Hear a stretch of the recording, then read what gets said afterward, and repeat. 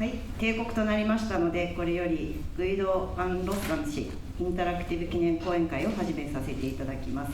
で、事前にお伝えした通り、本日は主に英語で進行させていただきますので、これより、はい。Now we would like to start with opening remarks from the host, Professor Yairi from University of Tokyo. So, Yairi 先生、お願いします。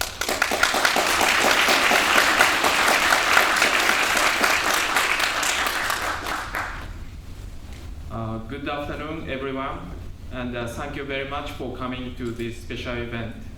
I am Takisa Yairi, from faculty member of the Graduate School of Engineering, University of Tokyo, and also I am a member of the Next Generation AI Research Center, one of the co-hosting organizations of this event. First, I'd like to introduce the background of this event. It was September or October that NEC C&C Award this year was announced to be awarded to Mr. Guido van Rossum. Then Professor Matsubara proposed to hold an event in U Tokyo, taking advantage of this opportunity. And it was decided that this event would be co-hosted by 4 organizations, the AI Center, IPSJ, JDLA, and NEC. And fortunately, Guido-san accepted our proposal. So, PyCon JP joined us and organized this event program. Next, I'd like to share the meaning of this event with you. This is a valuable and rare opportunity to interact with Guido-san directly, and also a valuable opportunity to get in touch with people with diverse backgrounds. So I hope new ideas, projects, or collaborations will be promoted by this event. And the most important thing is to enjoy this event. Finally, let me introduce how I am personally involved with Python. I am not a professional programmer, but I think I am a kind of heavy user of Python.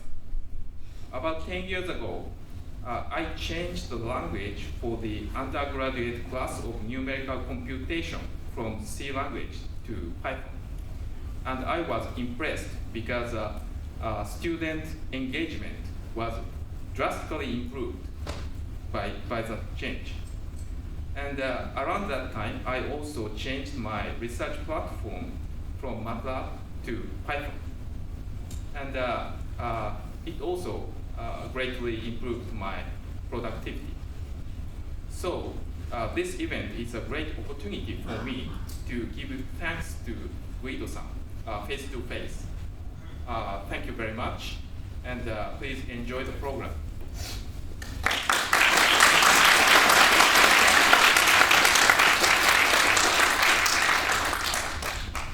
Thank you, Professor Yairi.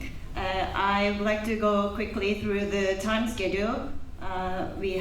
After this, we are going to have a Q&A session for half an hour, and we have 10 minutes break, and after the break, we are going to have the presentation session, lightning talk session, and we'll have hear some comments from Guido-san for each session. And after a short break, lastly, we are going to have the live Q&A session again, and for the question is open to the floor, so if you have any question, please read this QR code and post the question. And Japanese is okay. The moderator would interpret if needed. And the instruction, I think we've been going through in advance, but I just go with the Japanese. 赤い字のところ、ホール内飲食禁止っていうところと写真撮影行っているっていうところご確認ください。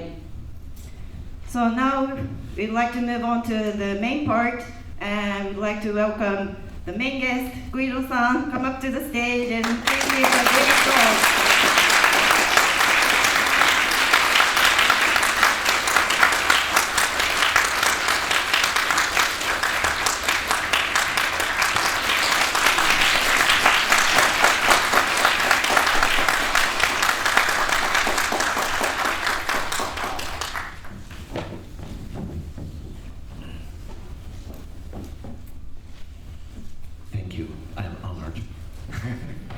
Thank you for being here today. So this first session, we have a series of questions that we pre-collected. We already have a technical difficulty right here. All right, and us two will be moderating this session. So my name is Akira. I'm representing JDLA, and my name is Jonas. I'm representing the PyCon JP Association. And it's an honor to have Guido-san today. Thank you very much for joining. Thank you.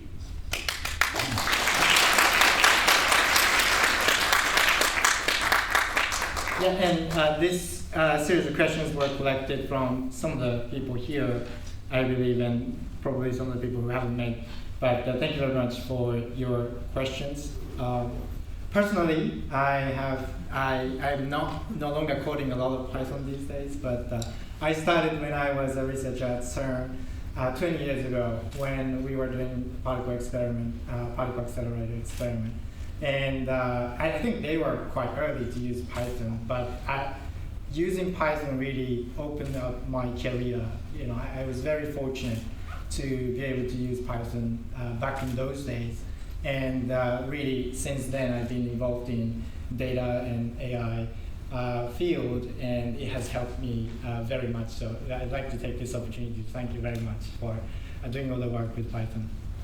That's amazing. Yeah, 20 years ago, and Python was already 13 years old then. Right. Yeah. It brings back memories. Yeah. So there's a few questions that I'd like to ask coming from the people that we have asked.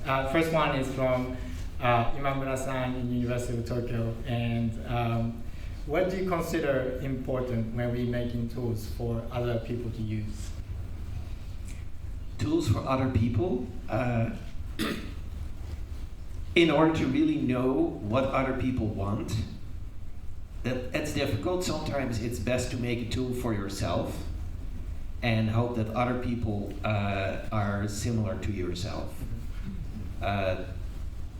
That is sort of the first step. That's where you start. But then you can iterate. You can sort of show your tool to other people, share it, let them use it, and ask for honest feedback. And that is a process that we've been doing for Python for more than 30 years, since the public release, and actually even before the public release. Just sort of ask users for their feedback. Don't always sort of add the feature that they ask for, but sort of try to understand what problem they're really struggling with and implement the feature they need rather than the feature they ask for. But you have to sort of listen to your users, watch them use the tool. If you can sort of have a session with a person where they're trying to use your tool and talk you through how they're using it or how they're trying to use it and failing and struggling, those are all very important ways of sort of making a tool better for people. And you hope that it spreads to many different people to the point where you can't interview every user individually. The fact that so many people are using Python more and more over time, it has obviously got to do a lot with what you just said about, you know, developing things what people need rather than what people ask. And did you have specific emphasis on doing that in the process of developing Python, like listening to people? Did you think a lot about how to make your tool better for other people? I think I learned some of that when about a decade before I was on the team that was building ABC. That was also a programming language. I got many ideas for Python from ABC, but I also got the user-focused design was something that came from ABC, and that several people on the ABC leadership were very into sort of listening to users and sort of drawing conclusions from what users were trying to do. And they sort of iterated based on needs of users and complaints by users. Right. So that was a very natural thing for me. Right. To sort of do, and with a programming language especially, because a programming language is actually a very human thing. It's how humans interact with a computer. It's also how humans interact with each other. Programmers express ideas in code so that other programmers can sort of follow those ideas. And so the humans are very important in the design of a tool like that. Thank you. I just have one of my question related to this, which is like, I'm representing Japan Deep Learning Association here, and we talk a lot about the recent events with LLMs and advent of AI, and I guess you talked about the design of the language and the users as people, but I think AI is coming into the picture as well. And how does the recent event with LLMs affected your thinking about future of programming in general, and how would that affect Python as well? Well, LLMs so far are useful to take care of chores. They're not very creative. I don't know if they ever will be. In a sense, I hope they won't be. But so far, what I've seen is the LLMs, the co-pilots, really are mostly helpful in repetitive tasks, Right. or maybe in assisting beginners pick up coding skills quicker. You can't tell an LLM, oh, go design an operating system or build a programming language, or even how do I make Python faster. That sort of, it comes back with very generic answers that basically say measure the performance and improve the bottleneck. So that's not really news. Thank you. Let's move on to the next question. There is a saying here which originates from you. There should be one, and preferably only one, obvious way to do it. Do you remember saying this? To be honest, I don't think I made up that phrase myself. It was Tim Peters, a well-known Python developer, especially in the 90s, was very productive, incredibly user-focused, and he sort of distilled Python's design philosophy in what he called a poem, 19 lines, the Zen of Python. And so one of those lines, and perhaps the most famous one, was there should be only one way to do it, which was really directly meant as a reaction to a similar motto in the Perl community. I don't know if people here are old enough to remember Perl. It was Python's main competitor in the 90s, I think. Anyway, Larry Wall, Perl's creator, famously said, there's more than one way to do it, which is all fine, but it means that if you give the same problem to 4 Perl coders, you'll get 4 completely different programs. Yes, all those programs do the same thing, but none of those programmers can necessarily read and understand each other's code, because they've all come up with completely different ways to approach the problem. Now, of course, sometimes by approaching a problem differently, you come up with a better solution, but many times that's just a waste of effort, and it makes much more sense that the language sort of gently directs the users into a particular solution or type of solution which means that the communication between the programmers, the people involved, goes more smoothly. This might be a bit naive question, but how did you make improvements on Python towards this end to make it more uniformly coded per given question? Well, we definitely use this motto and some others as criteria when new features are proposed.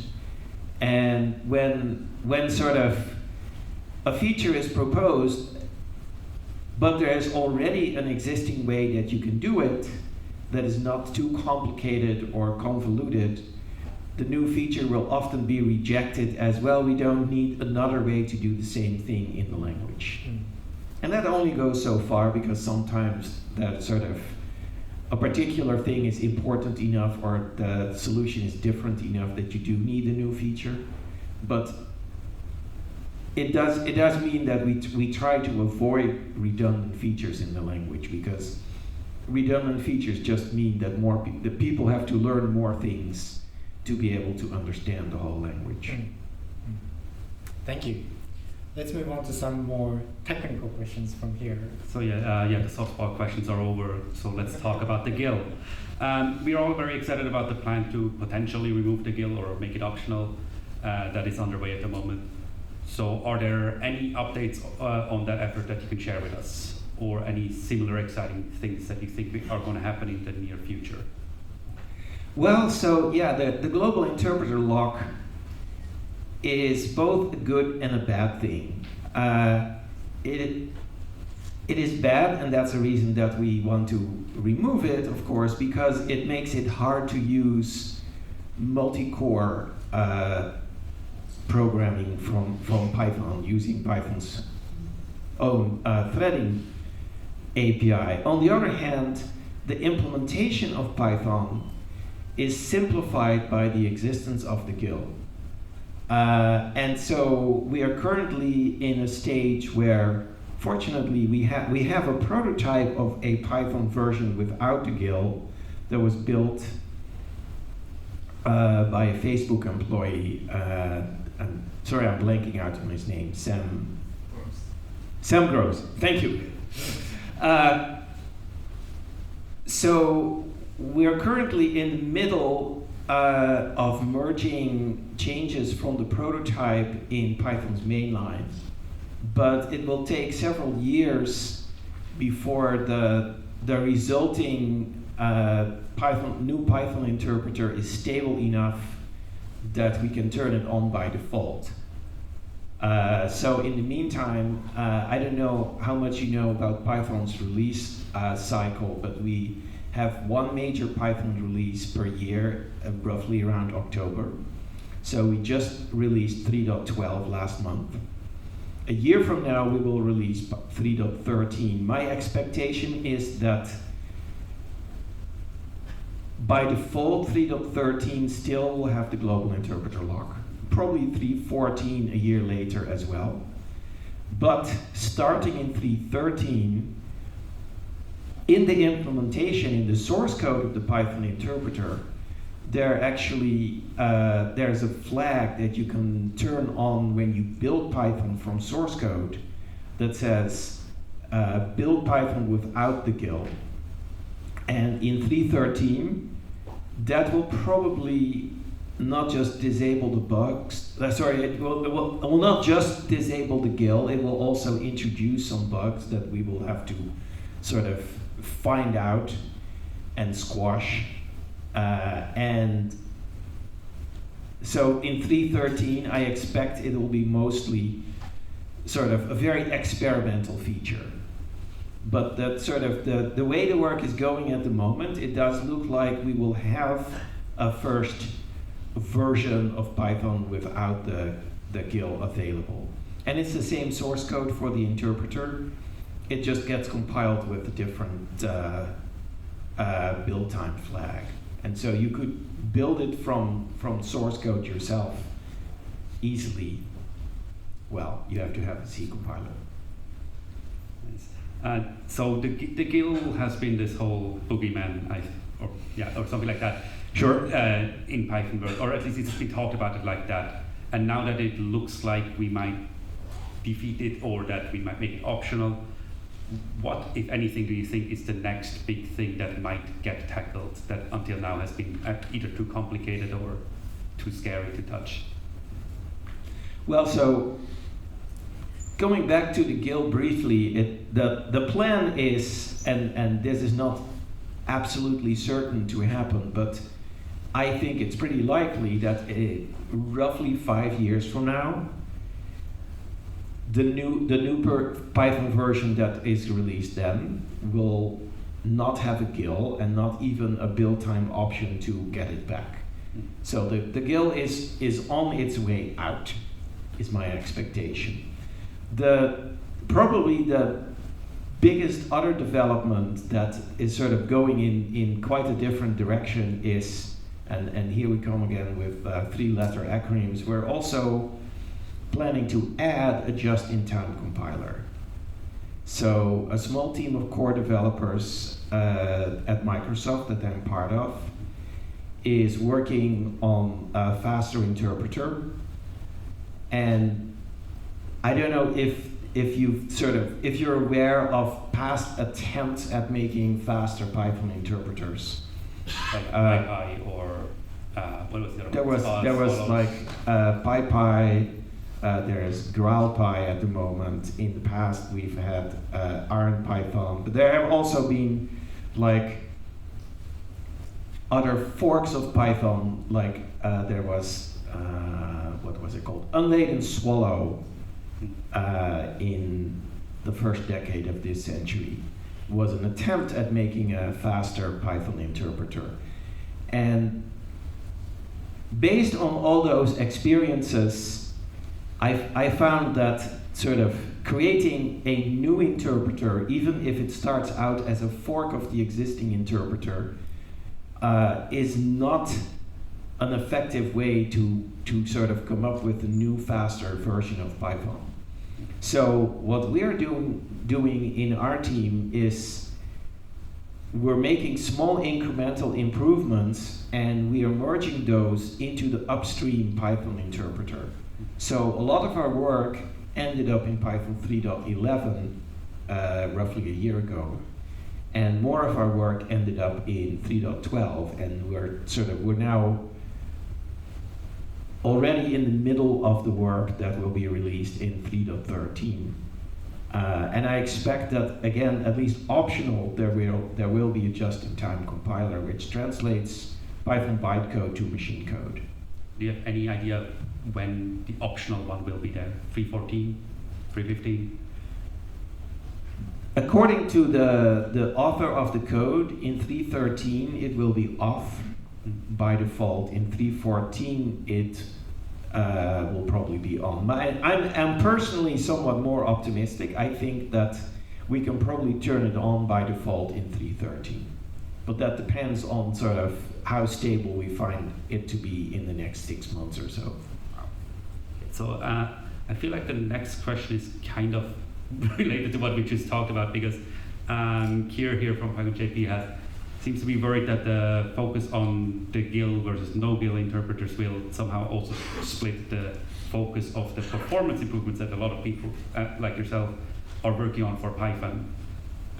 Do you feel like the improvements for performance will have to target either the GIL version or the no GIL version, or is that not a problem? Oh, that is definitely a problem. And in fact, I expect that in 3.13, so the upcoming version in about a year, the JIT-based performance and even some of the specializing interpreter, it will be incompatible with turning off the GIL. This is a matter of project management and sort of because the GIL removal project is still in a very early stage, and so it would be difficult to aim the JIT addition project in such a way that it is completely compatible with the GIL removal. But after 3.13, we will make sure that there will be a single Python interpreter, at least a single C Python interpreter, that sort of whose future is no GIL, yes JIT. Cool. That's exciting to hear. And so, keeping on the topic of performance, we see that recently a lot of Python libraries or Python tools have been rewritten in Rust. And so, how do you feel about that? Yeah, I think it's actually a sign of health in the Python community that sort of other languages besides C, which is, oh, I don't know, C is 50 or 60 years old by now. That's an old language to build your implementation. We can't replace the Python interpreter implementation with another one written in Rust, because there's just no way you can do a full rewrite of a thing like that. However, libraries can be replaced one at a time. New libraries can appear, and we have a pretty good collaboration currently with the people in the Rust community who are writing Python extensions and Python APIs. So I'm actually pretty excited about this collaboration between different languages. And just for my personal curiosity, have you written any Rust? I'm sorry, I have not. You don't have to be sorry. And so, sticking in the two camps thing that we were talking about, but not the GIL, the type hints that were introduced somewhat recently to Python have also, some people have strong opinions either for or against it. And yeah, just what are your thoughts on type hints like today? Now here is a feature that I believe is important, but will always have to remain optional. Type hints are useful for library developers and for large application developers.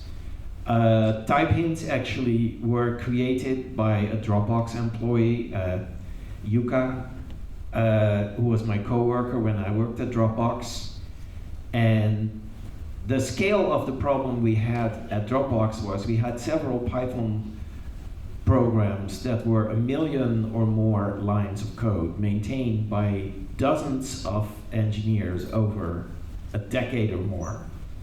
I think the total number of people who worked on those Python applications might have been over 100 or several hundreds even. For communication in such a large code base, type hints are incredibly helpful. Type hints are like documentation for parameters or functions, but they don't get out of date, or at least when your type hints get out of date, the type checker will tell you that you have to update them. Unless, like comments, we found all sorts of comments claiming to describe the parameters of functions that were just missing parameters that had been added and the author had never bothered to add a comment. So for large applications and libraries, it's very useful. But if you're beginning to learn Python, because Python has runtime typing, there's no need to sort of write type hints in your small piece of code. And so I myself, when I start coding, I never use type hints. But when my programs get larger, 1,000 lines or more, I start adding type hints, because now I'm talking to my future self and I'm complaining already to myself of last week. I don't know what this function does anymore. The type hints would have helped me. I mean, that's the same reason I add type hints even to my own code that nobody else is ever going to see, because Right. me in the future will see it and would like to know what I was thinking. Okay. Yeah. Great. Well, it's almost about time, but we have one last question, and we all thank you for working on Python language for so long, and I believe it's over 30 years. And the question is, it's no small feat, and what helped you stay committed for it for such a long time? Wow, yes. Well, it has been 33 years, and I think what helped me, what sort of kept me involved really was the existence of a Python community. All the people, the conferences, the workshops, the books, the websites, the connections that I made, the core development team, that's what keeps me connected. I wrote software before Python, and I don't feel connected because it was not successful. Python success is it's like a drug for me. Great. Well, thank you very much, Guido-san. And this is the right time? Yes? Okay. I think so. Yeah. Thank you. And we have another session of questions, accepting questions from the audience today. So let's come back then for Q&A. But thank you very much for all your insightful comments. Thank you. Thank you. Thank you.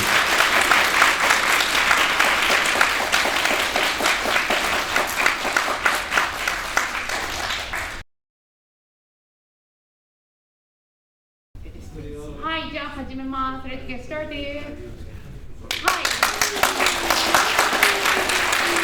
い、この間は拍手とか笑顔とかいっぱいよろしくお願いします。はい、というわけで、This time is share our activities ということで、グイドさんにプレゼンターの方々のアクティビティを見てもらうコーナーです。The MC is for this hour is Parody from Parodies Tokyo is Maya and Natsuko, nice to meet you. よろしくお願いします。はい、so do you know Parodies? Yes. Yes, 50%.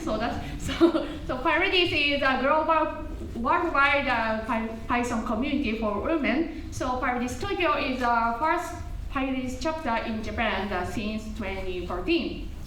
Yes. Okay, and just announcement.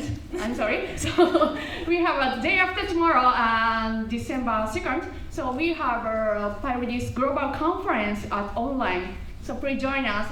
Of course, welcome to men because online. So please join us. Yeah, and from Python Tokyo, Maya will join the Python conference,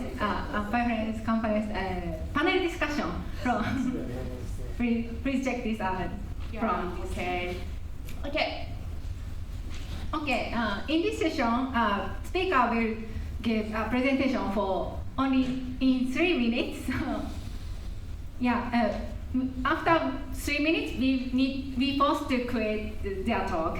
After their presentation, we would like to hear a few comments from Guido-san.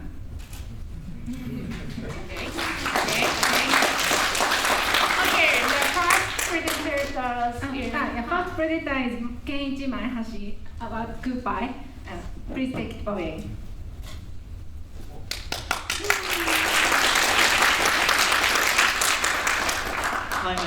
Hi, I'm Keiichi, working for Preferred Networks and leading the KuPy project. Today I'm very excited and honored to introducing you our project, KuPy, a library that provides NumPy and SciPy for GPU.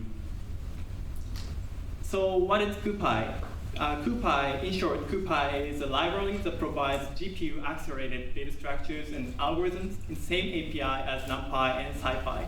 As shown in the example, users can just replace NumPy with KuPy to execute the code on GPU to accelerate their code.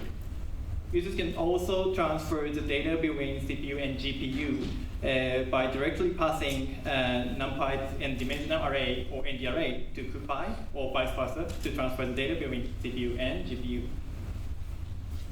So our project goal is very simple.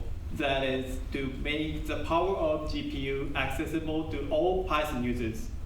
Thanks to the default standard NumPy library, users can just import KuPy as NumPy, and they will get the idea of how to use it without in-depth knowledge of GPU technologies. As shown in the table, KuPy provides algorithms from various fields, including linear algebra, FFT, image processing, sparse matrices, signal processing, and so on. and currently achieves the highest coverage of NumPy and SciPy APIs among other similar libraries. And CuPy is also designed to support use cases from various areas. CuPy supports the latest GPUs as well as GPUs shipped 10 years ago, making CuPy a reliable choice for everyone from research to production environment. And CuPy was developed by Preferred Networks, an AI startup company in Japan, but we are always trying to keep the community open and vendor neutral. Since we open sourced the project in 2015, we now have an active community of 300 contributors worldwide, including engineers from NVIDIA and AMD. And CuPy is also powering or supported by various industry standard frameworks.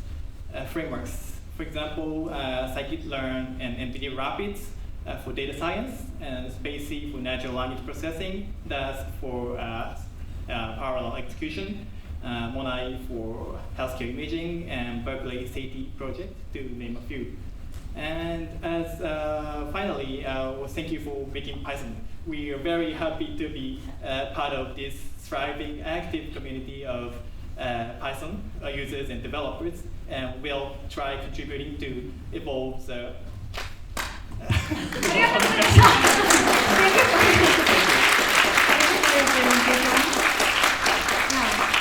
you have any comment from you? It's exciting. It sounds like I've heard a similar project before, but it's possible that that was actually CuPy. I'm not a user of NumPy myself much. I know it exists, and that's about it. I'm glad that there is sort of a boundary between Python core and libraries like NumPy, so that libraries can evolve separately. But I'm curious if maybe at some point in the future, GPU support could be built into NumPy itself, possibly using the implementation of CuPy or similar projects. That's my suggestion. Like eventually, working together and integrating more might be a way to go. Hopefully, everything's open source. Good luck. Thank you. Thank you for your comment. Next presenter is Peter Brock. Please take it away. Thank you. Thank you for being here. My name is Peter Block, and I work at the Laboratory of Field Phenomics at U Tokyo. And today I give a short presentation about reducing annotation effort for deep learning, which was part of my PhD research. So, to give a very short example, and I work in agriculture, so it's an agricultural use case, but it's broader than agriculture, of course. If you want to train convolutional neural nets, which are the deep learning networks for image analysis, that requires a lot of annotations. And image annotation is time consuming and therefore expensive, and especially in agriculture it takes a lot of domain knowledge as well.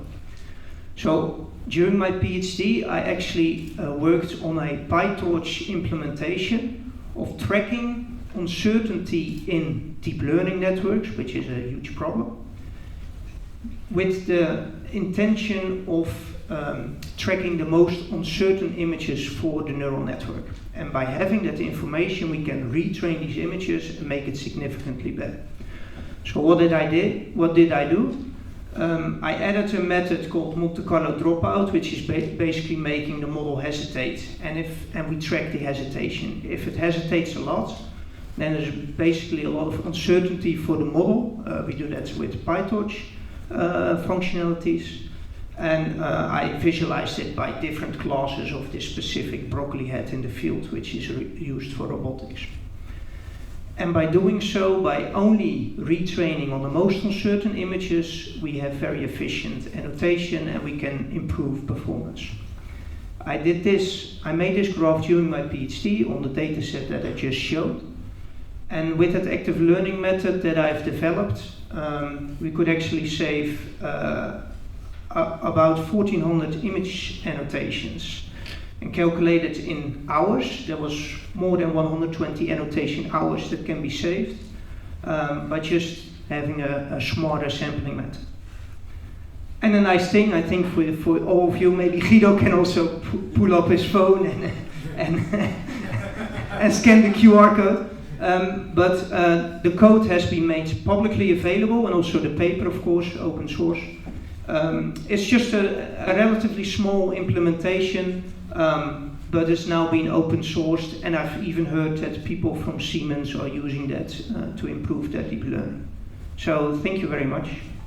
Okay, we have 15 seconds, so we displayed here, so please take photo. Hopefully people are going to reuse it. Just 10 seconds. Yeah, thank you for your presentation.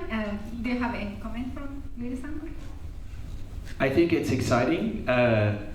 It sounds like that could be applied in many fields besides the field of, no pun intended, agriculture. Great work. Good that you're open sourcing it. Always glad to hear open source. Good luck. Thank you. Thank you. Thank you very much. Next presenter is Takumi Sueda. Please start your talk. Okay, so let me introduce my use case of Python as a tool to reverse engineer hardware. And first of all, hi, I'm Takumi. I'm a random computer guy who loves to reverse engineer things and modify things out there like Nintendo Switch and wireless routers and so many things out there. And one of my favorite hardware is this electronic dictionary sold in Japanese market. And it has Windows CE out of the box. So interesting. So. And one day I thought like the SoC is quite powerful enough to run Windows. So why not try running Linux on it? So back in 2019 and 2020, I started porting Linux to the electronic dictionary. And first I disassembled this dictionary and was hooked up so many wires and enabled the feature of SoC to download the bootloaders from my PC into the PCB.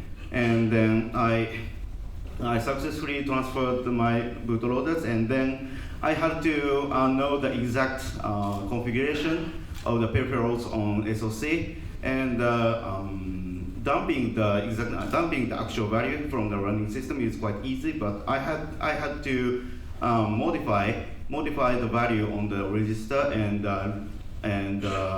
resend the value into the bootloader. So it was really painful to me. It is because some configuration values are combined into single 32-bit fixed width integer value in the SoC's register spaces. So I had to first slice the register values into fields and modify them and combine it and take it back into the codes. So I made a tool or module to manipulate the fixed width integers on Python. So and then I finally successfully ported the bootloader and the Linux kernel into the hardware, and then finally I could run so many applications on it. It is totally thanks to Python and to what I made. So the outcome and the scripts are published on PyPI and GitHub, so please take a look if you're interested.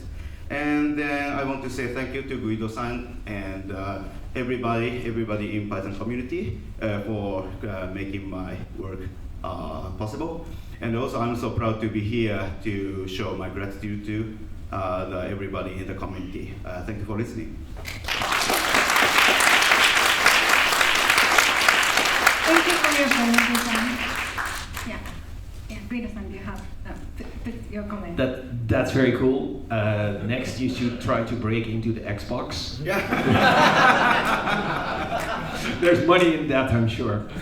It reminds me of when I was a teenager. Before I knew what computers were, I was an electronics hobbyist, and I sort of, but Of course, I didn't have hardware like that. I had TTL chips. Yeah, so many, and so more simpler things, isn't it? Yeah.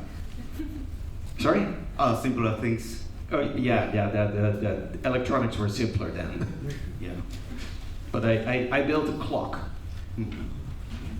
And that was my big accomplishment. And then I discovered computers and never looked back. Anyway, sounds cool, yeah. It's cool. Thanks. Okay, thank you very much. Okay, next. Okay, next presenter is Nikki. Please start your presentation. Hello everyone. Python is a tool that feels very natural to me. And first off, I want to say the most important thing today. Thank you, Guido-san, for creating Python and answer my last and typing question. Thank you. I really enjoy reading Python documentation as well as the documentation for libraries implemented in Python. There is something I think about when reading documentation in a browser. This animation, or some trouble. Okay. Animation. So click the Wikipedia link, and at the same time, Wikipedia page open. To compare it side by side, I always used to click with macOS command key pressed. This is backup slide. And many documents, including Pythons, are made with a documentation generator called Sphinx. What I'm introducing here is a Sphinx extension that opens external link in a new browser tab. It's called Sphinx New Tab Link. I want it so badly that I end up making it myself. With the Sphinx New Tab Link extension, see this animation. Clicking a link, PyPI, external PyPI link, and open in new browser tab. So without pressing the command key, clicking the link.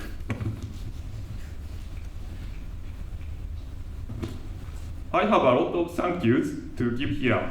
I found the implementation on Stack Overflow. Many people seem to want to create HTML that opens links in a new tab, but since I couldn't find it on PyPI, so I published this library. I learned how to develop Sphinx extensions at a Python conference, which helped me progress. Also, recently, thanks to an issue and pull request, Sphinx New Tab Link now supports Dear HTML too. If you are building HTML with Sphinx and are interested, please try Sphinx New Tab Link. This is the second most important thing I want to share today. It's easy to start using. See left upper side. Just pip install it and insert into the extensions. And see right side.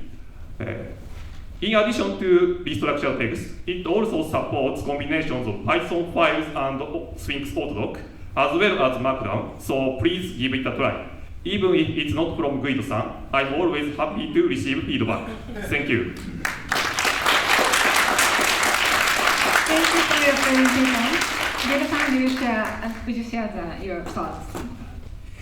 I think that's a great hack, and I agree with you that at so many times there are things, not just Python Sphinx documentation, but anything that, like there's a link and now you have to sort of, after following a few links, then you have to navigate back to where you came from, and I always wish that it was in another tab. So thank you for making this, and I'm going to promote this with the Python documentation team.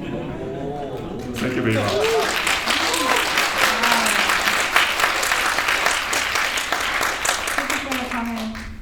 Okay, next presenter is Nakanishi Naoki.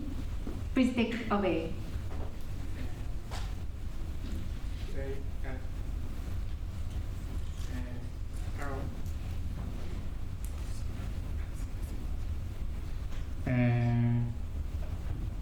Hello, and today I will talk about controlling model trains with Python. And my name is Naoki Nakanishi. I work in CMS Communications from 2007. I develop websites with promo, pyramid, and more. And my hobby is collecting model drawings. I like drawing and nature since I was a child. Around the same time, I started electronic work as another hobby. And then I had a dream of controlling my drawing collections automatically with this electronic technology.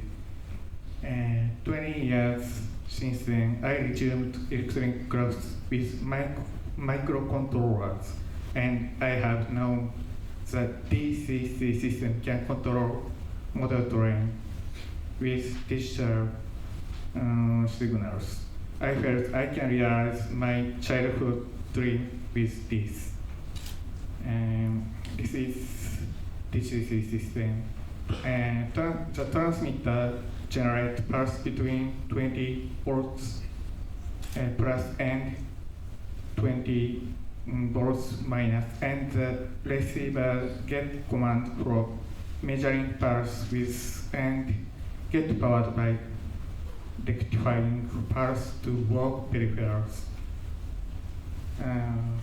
And this would work well, but I hope to customize to implement more functions, so I started to make receiver myself because I got how to make with microcontrollers, but the source code was written by C language, and customizing it was too hard for me, especially others. After that, I knew after that, I involved Python at work, and I noticed the MicroPython, so I think I can create receiver. But I knew soon it was difficult because it had to measure under 100 microseconds pulse. I got stuck again. After that, I knew good information that the RP24 controller used by Raspberry Pi PyCon and has hopeful function called programmable I/O.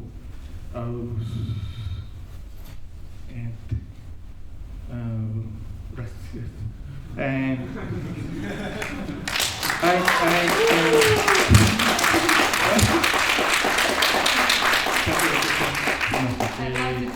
so I just getting started to study and develop this.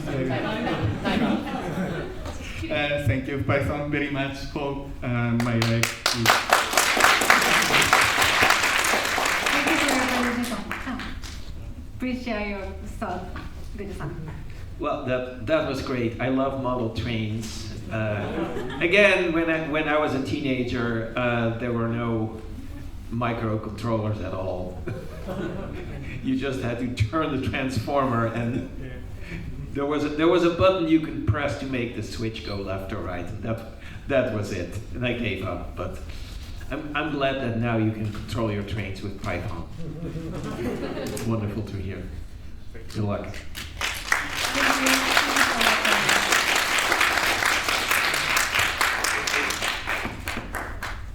Okay, next presenter is Jun Komoda. Please take it away.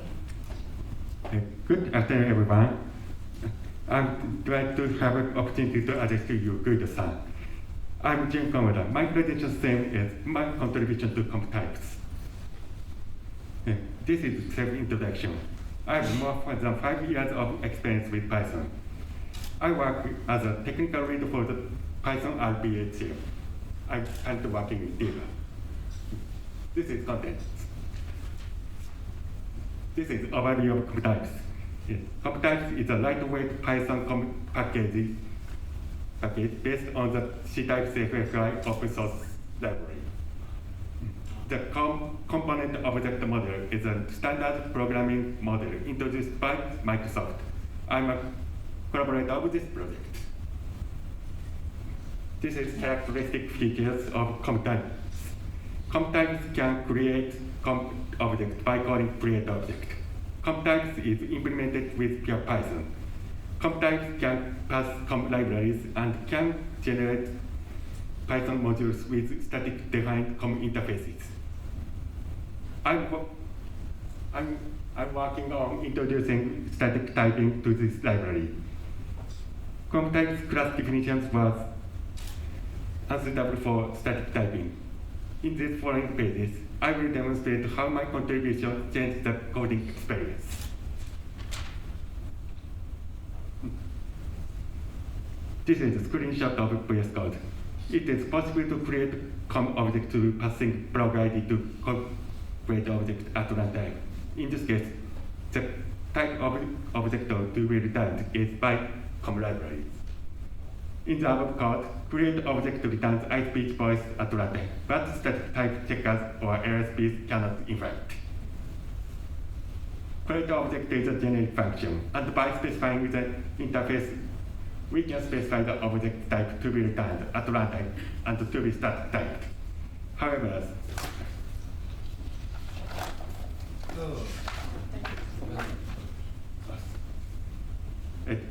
since the type information of modules generated by get module was unsuitable for static typing, type checkers would not work. Let's type my contribution. COM types gen pieces and other generated modules will be containing type annotations for methods and properties. Appendix. The main release of this project still supports Python 2.7. I would like to vitalize the community and modernize the code base more. Thank you. Thank you for your attention. Thank you for your presentation. Guido-san, could you share your comment? Python 2.7 is truly a blast from the past. I'm glad you're working on getting rid of that for that project. It looks very useful to actually have those type annotations and be able to see that in your editor. So, good job. Thanks. Thank you very much for your comment. So this is the last LT. That's all. というわけで、5分の休憩に入ります。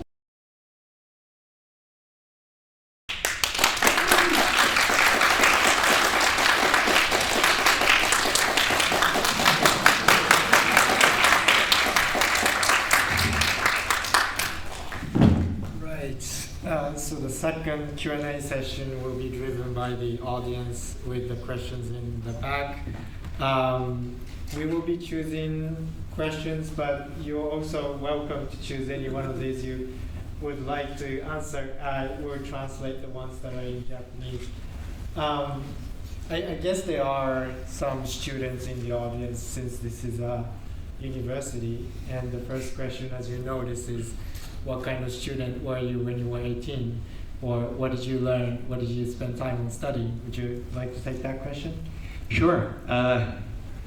When I was 18, I graduated from high school in my hometown of Hanan.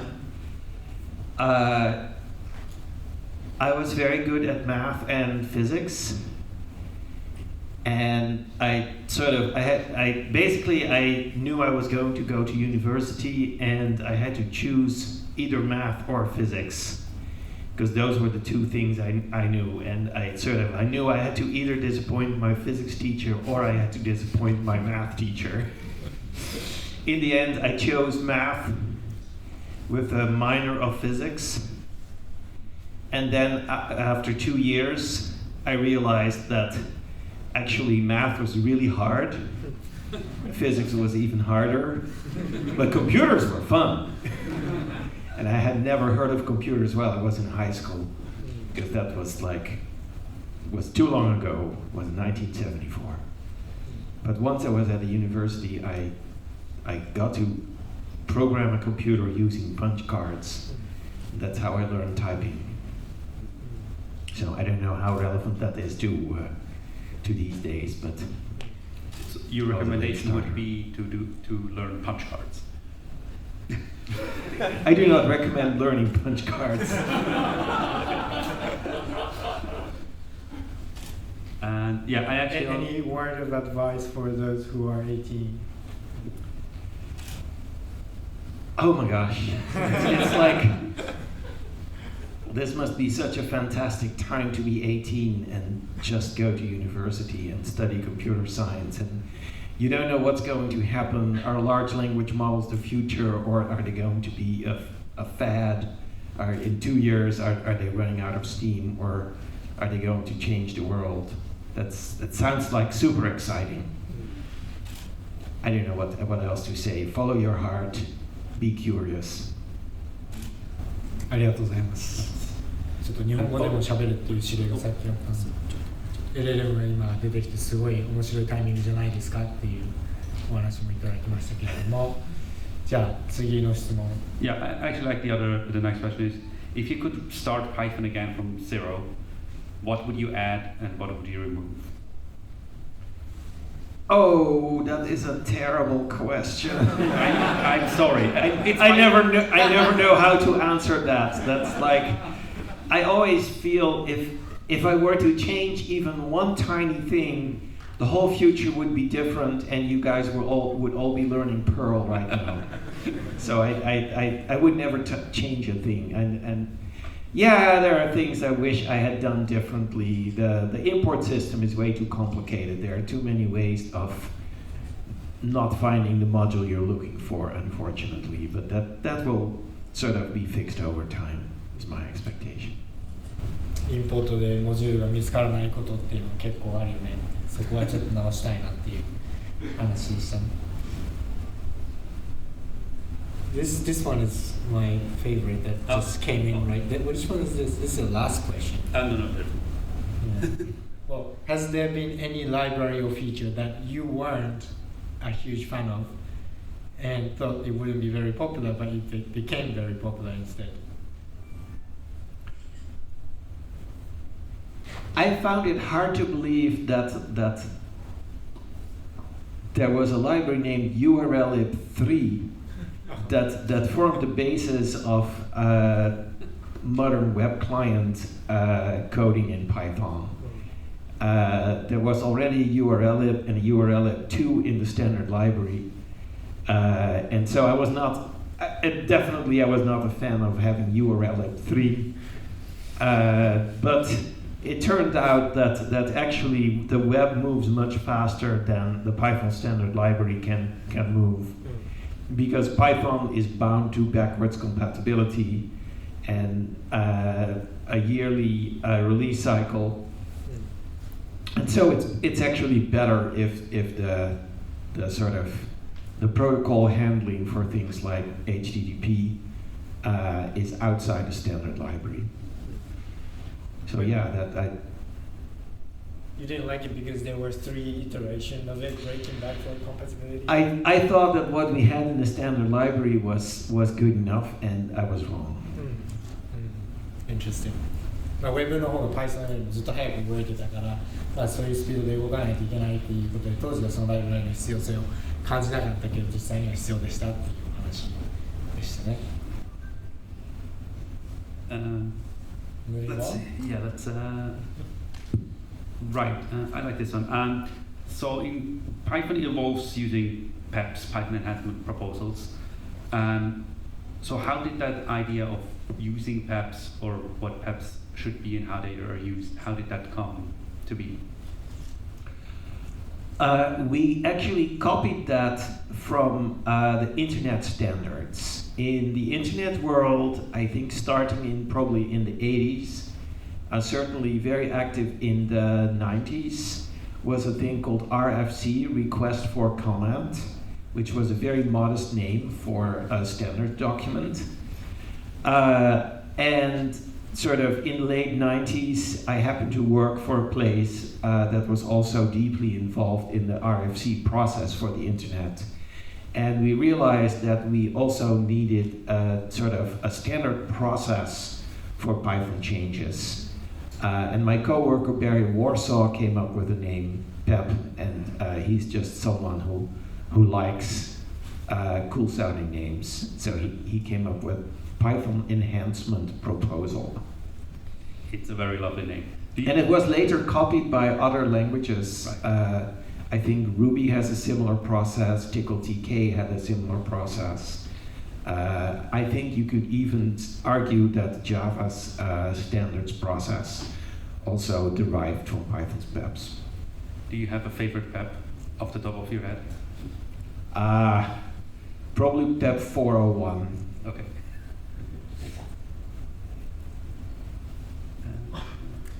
Yeah, I was getting myself confused, but there was a question about your involvement in decision making for Python. Like, I think you resigned from the lifetime position, Correct. right? In 2018, Right. I resigned as BDFL. Right, and what does it mean for you now? Like, what is your power over decisions that are made for Python nowadays? Well, so it used to be that I was involved in everything related to Python, and people were trying to convince me that their particular proposal should go into the language. That was pretty stressful for me personally. And so now, after I resigned, I gave the Python core developer community homework. I said, figure out what your governance is going to be now that you don't have me as BDFL. And after a lot of discussion, they came up with a concept called the Steering Council, which is a group of 5 core developers who are elected annually.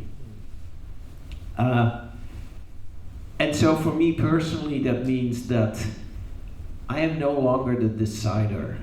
I can have opinions. If I care about a subject, I can also say nothing if I don't care about the subject and leave it to the steering council. And sometimes the steering council agrees with me, and sometimes they are wiser and they reject an idea even if I was in favor of it. So I think it's a good process. 2018年まで最終意思決定者っていうポジションを持たれてたけれども、それを辞めたっていうことで、最近はどういうふうに Python の意思決定されてるんですかっていうことですけれども、ステアリングコミッティが、もうそれまではずっと私の意見を聞いてくださいっていうのを上戸さんにみんな聞きてきたっていうのが、すごくフラストレーティングだったっていう、そういうお話でした。次の質問に行きましょうか。Yeah, and everybody mute your phone, please. I want to change topic completely and talk about Monty Python instead. Because if somebody doesn't know, the Python language is not named after the snake, but after British comedy group Monty Python. Do you have a favorite sketch? The person asking the question, they like the one with the Spanish Inquisition. Yeah, nobody expects the Spanish Inquisition, but my personal favorite is the Ministry of Silly Walks. Excellent. And I think there was I have a pet Python because of you. That's I ended up being an actual Python user. But that's another story. Yeah, and some of these I feel like we covered in the first talk already. Yeah, yes. Yeah. There was a question about, I don't know how relevant this is, the 高速化、Yes. Python の高速化アビリティ。これは面白い質問ですか？ Yes, please. Please ask. There is the optimization project with CPython since Python 3.11. Would you like to tell us about that? How much speed up can we expect? Would that be 5 times in 4 years? Yeah, we sort of, before we actually did 3.11, we were sort of optimistic and bold, and we picked a number out of a hat, honestly, and hoped that we would be able to do that. I don't personally believe that we'll be able to quite make that number. We're of course only halfway that time period, and it's possible that we have a sudden breakthrough. But speeding up dynamically typed language like Python is really hard, And doing it in a way that preserves backwards compatibility at the API level is even harder. And so we're doing the best we can. And we have a number of interesting ideas cooking at the moment, including a new tier 2 interpreted language and an intermediate representation that we use to generate the machine code from. But we're still learning about how to build a fast just-in-time compiler. So it's too soon to say. Python みたいな動的言語を高速化するっていうのは非常に難しいことですっていうことで、当初よりは当初期待してたほどの結果は出ないかもしれないけれども、今はずっとコンパイラー作ってますっていうお話でし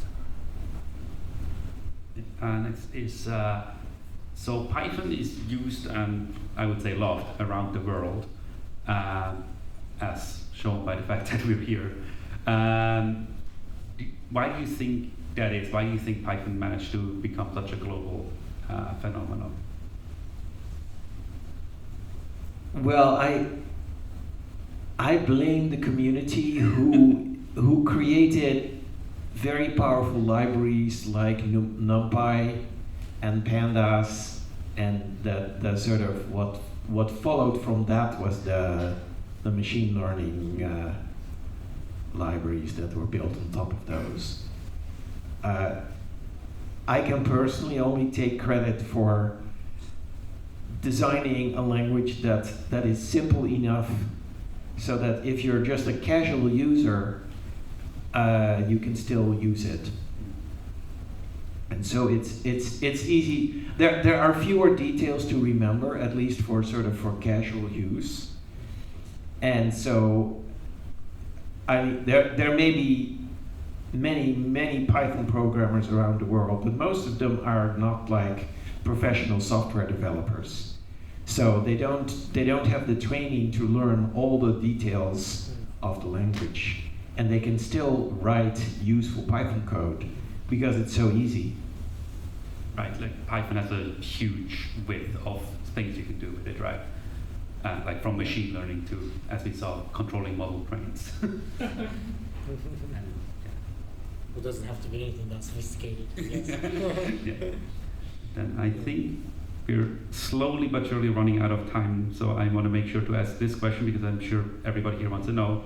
What are you planning to do during the trip in Japan? Tomorrow we're taking the bullet train to Kyoto. Nice. And we're going to spend a few nights there, and after that we're going to improvise. Excellent.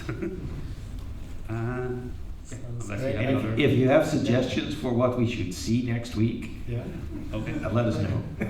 Let's take that conversation to dinner. But I guess it is very good time to finish this session. I'd like to again thank Guido-san for all the insightful answers and everybody for contributing all these questions. Thank you very much. Thank you very much. You're welcome.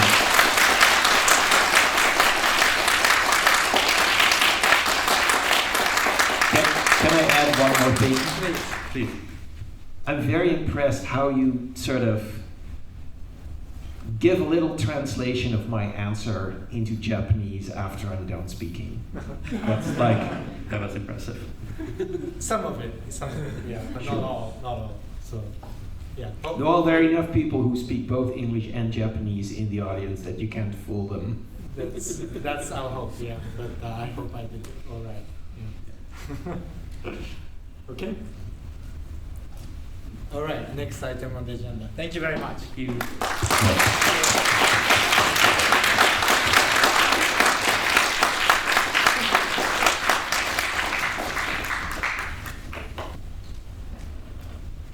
Thank you very much for all the speakers and Guido-san, and we're coming to the closing. So we'd like to have a closing remark from Professor Okazaki, and he is from Tokyo Institute of Technology and also Director of JDLA. 岡崎先生お願いします。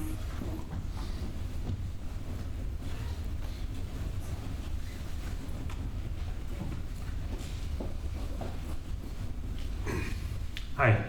On behalf of JDLA, I will give the closing address of this event.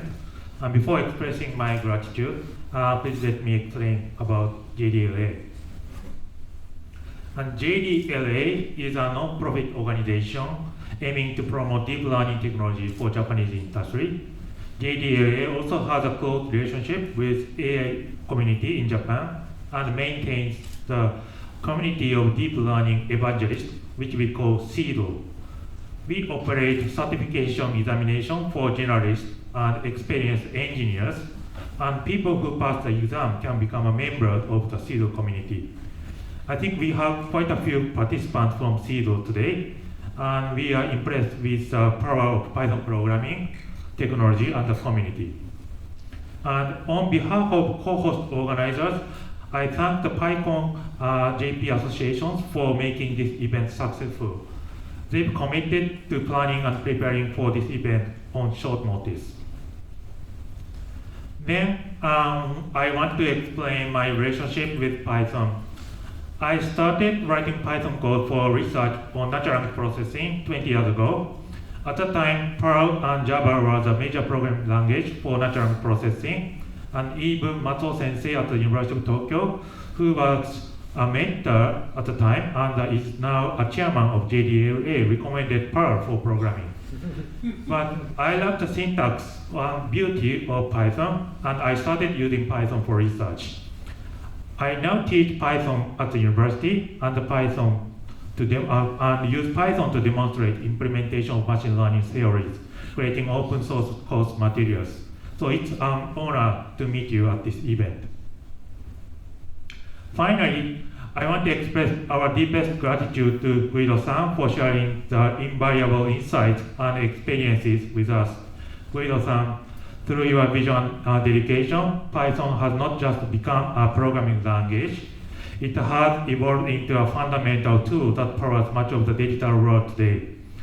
We are inspired not only by the technological brilliance of Python, but also by the spirit of collaboration and innovation that you have fostered in the global developer community.